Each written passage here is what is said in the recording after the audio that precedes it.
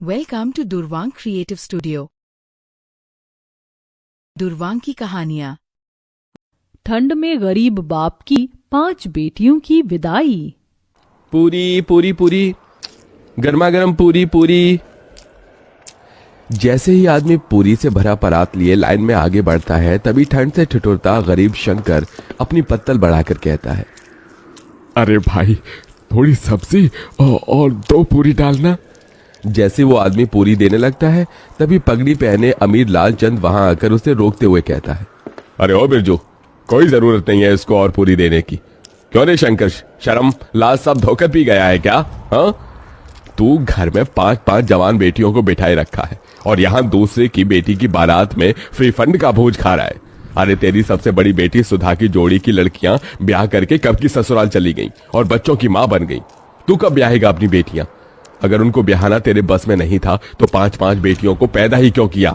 मेरे माथे की पगड़ी देख रहा है, बड़े भाग से यह मौका मिलता है एक बाप को बेटी के ब्याह में पगड़ी पहनने का, समझा? लालचंद जानबूझकर पूरे समाज के बीच एक ओर तो अपनी अमीरी का बखान, तो वहीं दूसरी तरफ शंकर की गरीबी की हंसी उड़ा रहा था, जिससे शंकर सबके बीच बहुत शर्मसार होता है और अपनी आंखें झुकाए वहां से घर लौट आता है, जहां एक टूटे फूटे माटी के घर में उसकी बूढ़ी पत्नी जानकी और 5 बेटी सुधा, गहना, कविता, चंदा, राधा उस ठंड में भी एक दिए और जूते के लेस बना रही थी। माँ, मेरा हाथ। तू ठीक तो है राधा? दिखा मुझे अपना हाथ। हे भगवान, तेरा तो हाथ जल गया। कहा था तुझे कि लेस का माल तू ना बना, तुझे दिए पर संभाल कर हाथ चलाना था। पहले ही अपने घर के दुख भरी परिस्थितियों को बाहर से ही देखकर शंकर अपनी आंखों से आंसू पोंछकर मुस्कुराते हुए अंदर आता है। अरे क्या कर रही हैं बाबा की 5 बेटियां? अरे बाबा, आप आ गए। हे भगवान, आप तो ठंड से कांप रही हैं। मैं आपके लिए आग जला देती हूँ। कितनी बार कहा है आपको कि एक स्वेटर अपने लिए खरीद लीजिए, बाहर कितनी ठंड गिर रही है और आपका बुढ़ापे का भी शरीर है। तभी दुखमन से शंकर ने कहा, चिंता मत कर मेरी लाडो, तुम 5 को ब्याहने से पहले नहीं मरूंगा। जब तक तुम 5 की विदाई नहीं हो जाती, मेरे प्राणों को भी कहाँ मुक्ति मिलेगी। एक बार तुम 5 की विदाई कर दूं, फिर चाहे मेरी मिट्टी उठ जाए। ये सुनकर गरीब शंकर की 5 बेटियों की आंखों आंसुओं से भर जाती हैं। भगवान के लिए फिर कभी अपने मुंह से ऐसी बात मत निकालना बाबूजी। आपके सिवा माँ और हम 5 का इस दुनिया में है ही कौन? तभी जानकी खाना परोसती है और शंकर अपने हाथों से अपनी 5 बेटियों को खिलाता है। शंकर के पास धन दौलत नहीं थी, मगर वो दिलदार आदमी था। शंकर को हमेशा अपनी 5 बेटियों की शादी और उनकी विदाई की ही चिंता लगी रहती, क्योंकि कोई भी उसे रिश्ता नहीं जोड़ना चाहता था और कई दफा रिश्ते वाले देखने भी आते तो उसका गरीब घर द्वार देखकर चौखट से ही लौट जाते। ऐसे ही दिन बीतते हैं और शंकर का दूर का रिश्तेदार उसे एक रिश्ता बताता है। जानकी, कल सुधा चंदा को लड़के वाले देखने आ रहे हैं, उन्हें तैयार कर देना। मेरे एक मित्र हैं, उन्होंने ही ये रिश्ता बताया है। ईश्वर करे कि बात बन जाए तो इन दोनों के हाथ जल्दी पीले कर दूंगा। धीरे धीरे करके ही तो अपनी बेटियों का भार उतार पाऊंगा। अगले दिन रमा देवी शंकर की बेटियों को देखने आती है। आइए आइए बहन जी, आपका ही इंतजार था, यहाँ बैठिए। अरे जानकी बिटिया, उसको ले आना। सुधा और चंदा एक बड़ी ही पुरानी सी बनारसी साड़ी में सादगी के साथ आती है और चाय नाश्ता परोसती है। तभी रमा देवी कहती है, देखो भाई साहब, बेटियां तो मुझे आपकी दोनों ही पसंद है, मगर दहेज भी लगेगा। मेरा एक बेटा बैंक में भले ही चपरासी है मगर सरकारी है, और दूसरा बेटा सरकारी नौकरी की तैयारी कर रहा है। दोनों का ज्यादा नहीं तो 10 लाख दे दीजिए। दहेज की बड़ी रकम सुनकर गरीब शंकर चिंता में आ जाता है। माफ कीजिएगा बहन जी, मैं इतना तो नहीं दे पाऊंगा। एक बेटी होती तो जोड़ जाड़ कर कहीं से भी पैसे भी दे देता, मगर मेरी 2 बेटियों के बाद 3 बेटी और हैं ब्याहने को। मगर ये इस गरीब पिता की जुबान है, मुझसे जितना बन पड़ेगा मैं दूंगा। मैं दोनों के लिए 5 लाख तक दहेज दे दूंगा और फिर बारात का खर्चा भी तो देखना है। रमा रिश्ता पक्का कर देती है। उसके जाने के बाद चिंता से भरी जानकी ने कहा, अजी 5 लाख रुपए कहाँ से लाकर देंगे आप? कुछ सोचा है? अरे खेत बेच दूंगा जानकी, 4-5 लाख रुपए तो मिल जाएंगे। कम से कम मेरी 2 बेटियों की विदाई तो हो जाएगी। लेकिन बाबा, खेत बेच दोगे तो खेती कहाँ करोगे? मजदूरी कर लूंगा। वैसे भी गरीब लोग लेबर माटी में लगे हुए हैं।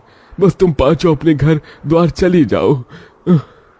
बेटी की विदाई के लिए मजबूर होकर शंकर अपना खेत बेच देता है, जिसके बदले उसे केवल 2 लाख ही मिलते हैं। पैसे कम पड़ने पर वो अपना घर भी गिरवी रखकर दहेज और बारात का सारा इंतजाम करता है। रमा बारात लेके आती तो है।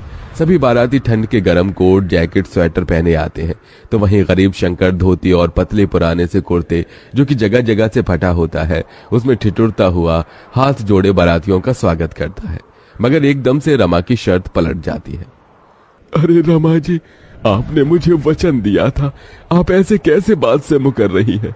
देखो भाई, 10 लाख रुपए से दहेज का 1 पैसा कम नहीं लगेगा। अगर तुम दे सकते हो तो कहो, नहीं तो बारात वापस लेकर जाते हैं। शंकर डबडबाई आंखों से मंडप में दुल्हन बनी बैठी अपनी बेटी को देखकर अपनी पगड़ी उतारकर रमा के पैरों में रख देता है। मैंने अपनी इज्जत आपके पैरों में रख दी है, दया कीजिए। अगर ये शादी नहीं हुई तो लोग मुझे और मेरी बेटियों को जीने नहीं देंगे। रमा पगड़ी को पैर मारकर चली जाती है, तो वहीं समाज भी शंकर पर थू थू करने लगता है। तो वहीं कुछ दिन बाद कर्जदार भी उसका घर तक छीन लेते हैं और अब शंकर अपनी पत्नी और 5 बेटियों के साथ ठंड में सड़कों पर भटकने लगता है और सब एक कचरेदान के पास आकर पाइपलाइन में रहने लगते हैं। अगले दिन शंकर ठंड में भी काम ढूंढने निकल पड़ता है। बाबूजी, आप कहाँ जा रहे हैं? काम ढूंढने जा रहा हूँ। मगर बाबा, बाहर इतनी ठंड गिर रही है। अगर ठंड देखूंगा तो जीवन भर भी इस गरीबी में तुम 5 की विदाई नहीं कर सकूंगा। पिताजी, अब हम 5 भी आपके साथ मेहनत करेंगे। जब इस भयंकर ठंड में बूढ़े होकर आप काम करेंगे तो हम जवान होकर क्यों नहीं? थोड़ी दूर जाने के बाद शंकर को सड़क बनाने में काम मिलता है, जहां मजदूरों की जरूरत होती है। अब शंकर और उसकी बेटी कड़कड़ाती ठंड में मेहनत करने लगती है। तभी एक दिन ठंड से सड़क पर बहुत कुहासा छाया होता है, जिससे एक महंगी गाड़ी आगे आकर खंबे से टकरा जाती है। 5 बहनें आकर गाड़ी में से एक औरत को निकालती हैं। दीदी, इन माजी के सर से तो खून बह रहा है, इन्हें पट्टी बांधनी होगी। चंदा, चल इन्हें घर ले चलते हैं।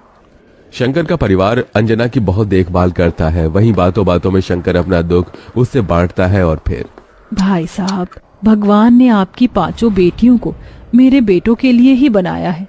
मैं इन्हें अपने घर की बहू बनाना चाहती हूँ। ये सुनकर शंकर की आंखों से खुशी के आंसू छलक पड़े। बहन जी, मैंने कभी सपने में भी नहीं सोचा था कि मेरी 5 बेटियों का रिश्ता इतने बड़े घर द्वार में लगेगा। बहुत ही ऊंचा भाग्य है तुम्हारा मेरी बच्चियों, जो अंजना जी ने तुम 5 को पसंद किया है। मगर मुझ गरीब के पास देने को दहेज नहीं बहन जी। मेरी 5 बेटियां ही मेरे जीवन भर की पूंजी है। भाई साहब, आप बस अपनी बेटियों को एक जोड़े में विदा कर दीजिए, मुझे और कुछ नहीं चाहिए। थोड़े ही दिन बाद शंकर अपनी बेटियों की विदाई की तैयारी में लग जाता है। वो कड़ाके की ठंड में कांपता ठिठुरता कचरेदान को साफ करके वहां मड़वा बनाता है और खाने पीने सुध बुध बिसार कर खुद को मेहनत में झोंक देता है और 2 पैसे ज्यादा कमाने के लिए गीली रेत बालू उठाकर मिले पैसे से 5 की शादी का जोड़ा खरीद कर लाता है। शादी का दिन आ जाता है। बड़े धूमधाम से अंजना बारात लेकर आती है। आंखों में आंसू भरकर शंकर कहता है, देखो जानकी, हमारी 5 बेटियों की बारात आई है, आज उनकी विदाई है। आपने अपने पिता होने का फर्ज पूरा किया जी। इसके बाद जानकी और शंकर उन 5 का कन्यादान कर देते हैं और विदाई का पल आ जाता है। तभी, ये लो मेरी बच्चियों, ये चावल पीछे को फेंक कर आगे बढ़ो। एक एक पैर बढ़ाती हुई 5 चावल पीछे जानकी की झोली में गिराती हैं और फिर अपने पिता के गले लगकर फूट फूट कर रोती हैं। बाबूजी, आपने हम 5 की विदाई के लिए बड़ा तप किया है। देखिए, आज हम विदा हो रही हैं। अपना ख्याल रखिएगा। तुम भी अपना ध्यान रखना मेरी बच्चियों, सदा खुश रहना।